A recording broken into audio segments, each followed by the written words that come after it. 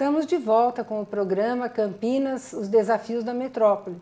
Hoje falando sobre o dia 21 de setembro, Dia Nacional de Luta das Pessoas com Deficiência.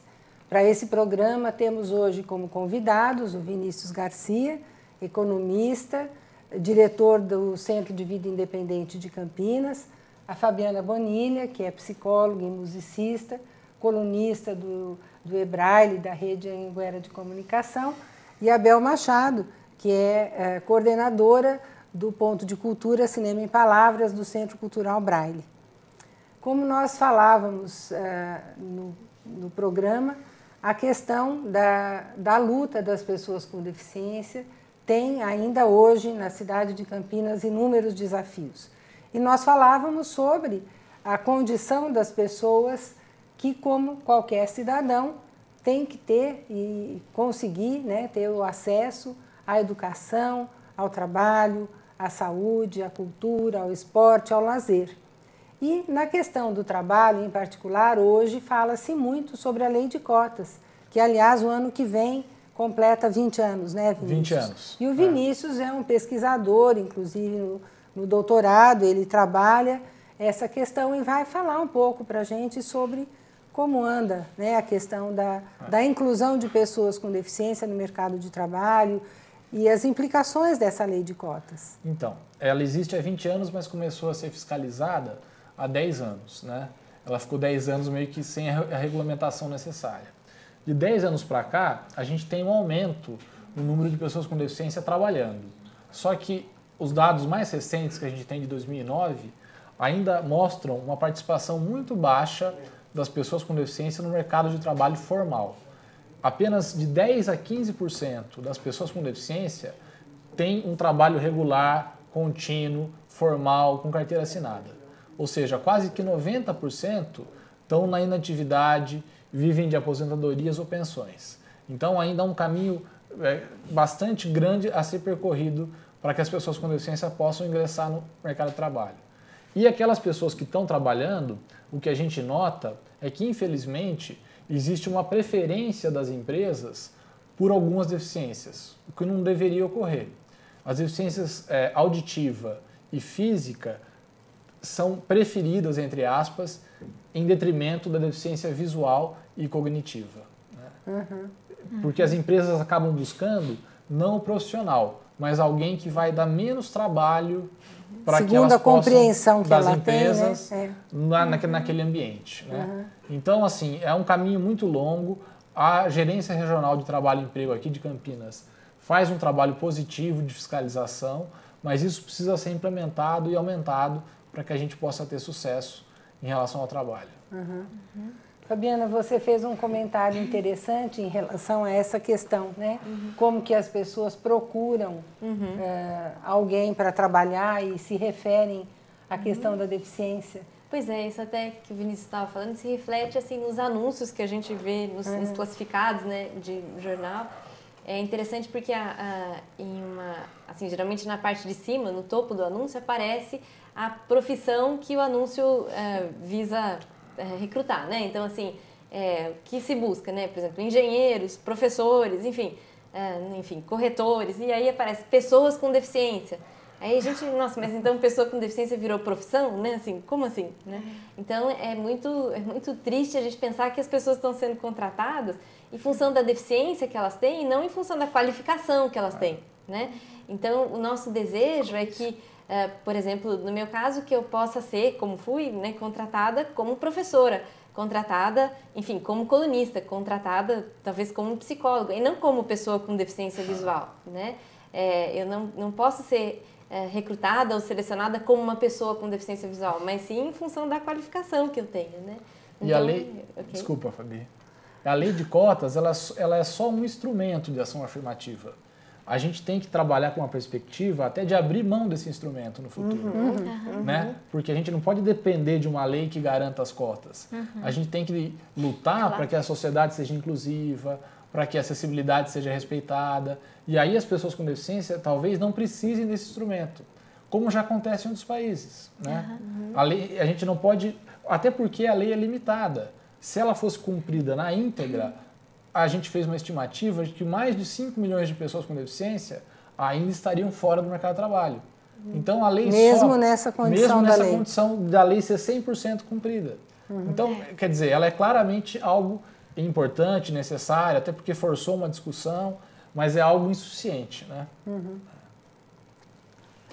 Eu acho que tem uma questão importante para a gente falar aí, quando falamos na preparação, né? E nessa lacuna que houve em termos de tempo mesmo, pela ausência da presença, né, das pessoas com deficiência na sociedade em geral.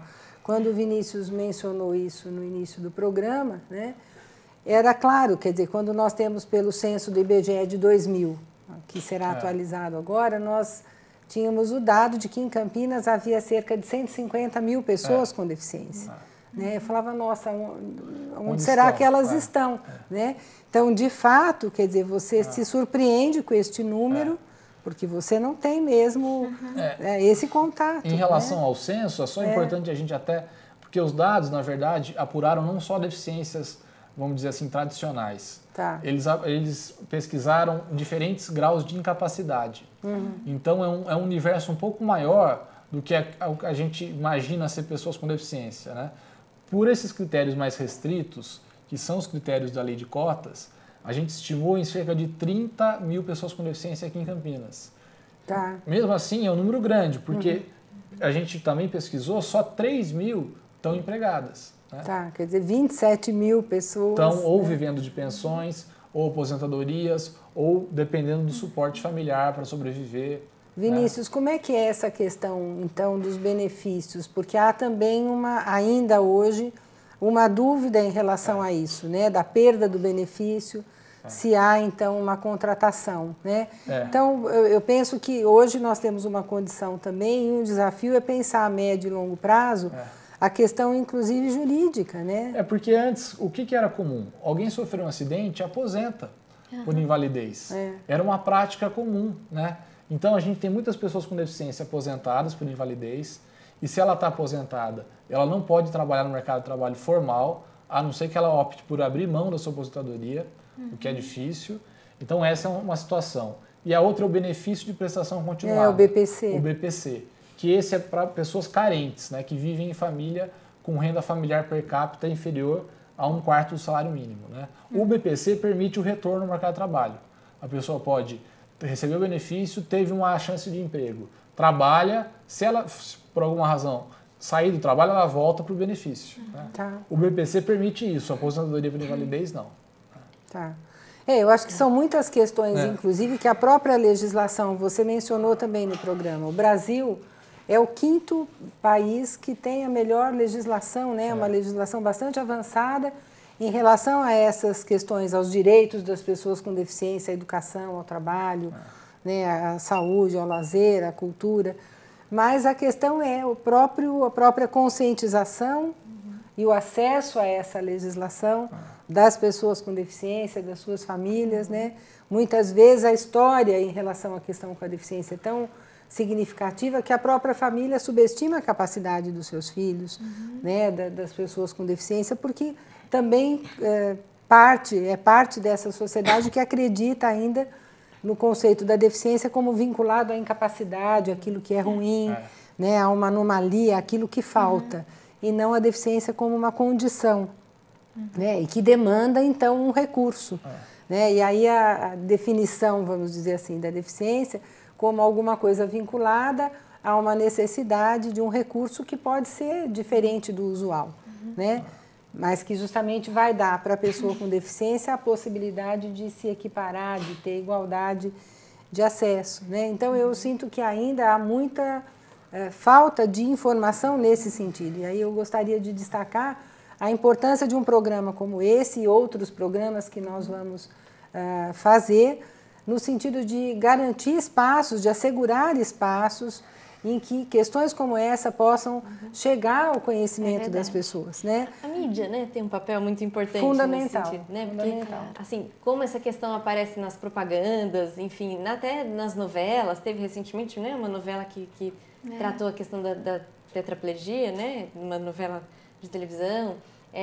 os filmes, enfim, as propagandas e a mídia também informativa, como ela pode abordar esse tema? É nesse sentido que eu particularmente convido assim, o telespectador a acessar esse trabalho muito importante que a gente tem na Rede Anhanguera de Comunicação, e que é o Ebraille, né, do qual eu me orgulho bastante de fazer parte, e é um trabalho que pode ser acessado pelo portal Cosmo Online, né, que é o www.cosmo.com.br, e o Ebraille é um canal que procura discutir essas questões, tanto através das nossas colunas semanais, como através de notícias que falam sobre a questão da diversidade, das diferenças. Então, acho que, assim, tomara que todos os veículos assim, ligados à mídia deem espaço para essa questão, assim como esse espaço que a gente está tendo agora, né, aqui no programa, dentro de uma TV universitária, porque eu acho que esse espaço está dentro de uma TV universitária torna esse espaço ainda mais privilegiado, né, um lugar muito privilegiado que a gente tem para falar sobre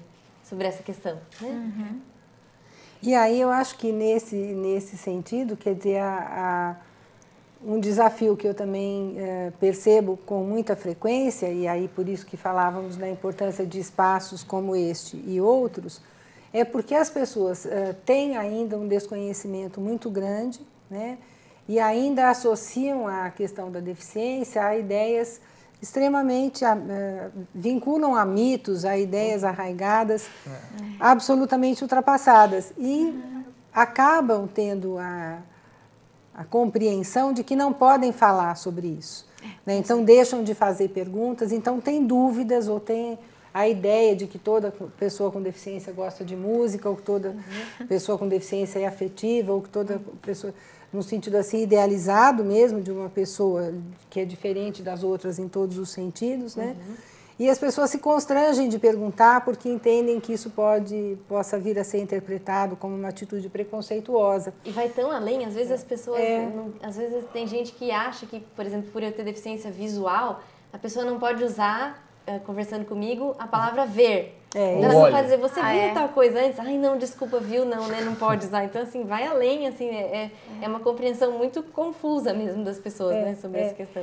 Pra mim, assim, vamos correr que a gente tá atrasado. Pois é, não pode. Eu estou sempre correndo.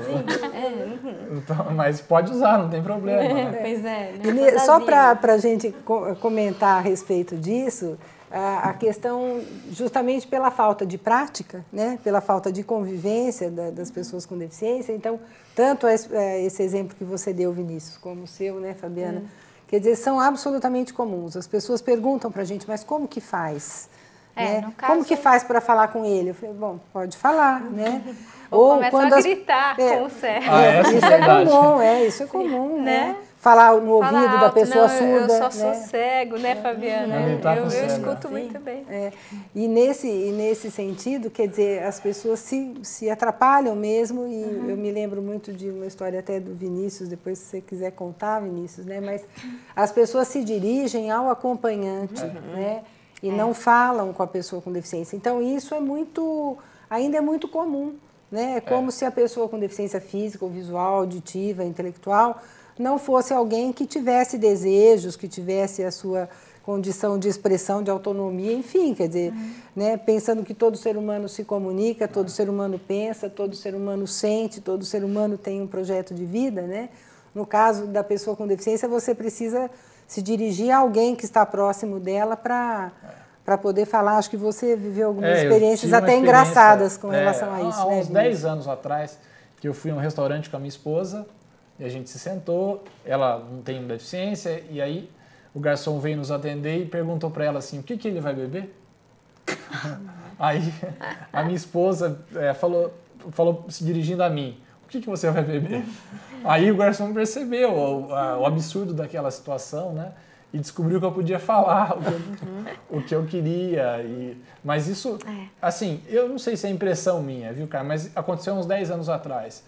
Para mim, pelo menos, tem acontecido menos. Né? Mas ainda tem.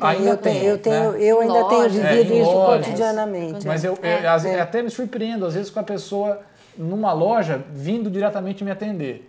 Coisa que não acontecia. Né? E hoje, acho que... não sei se é a questão da novela, ou, enfim, o trabalho que várias ONGs fazem de sensibilização. Tem muita gente trabalhando sobre eu isso, acho que, né, Vinícius? poxa, Claro né, que... alguma mudança já houve, né? A gente não está no mesmo estágio do que há 10, 15 anos, né?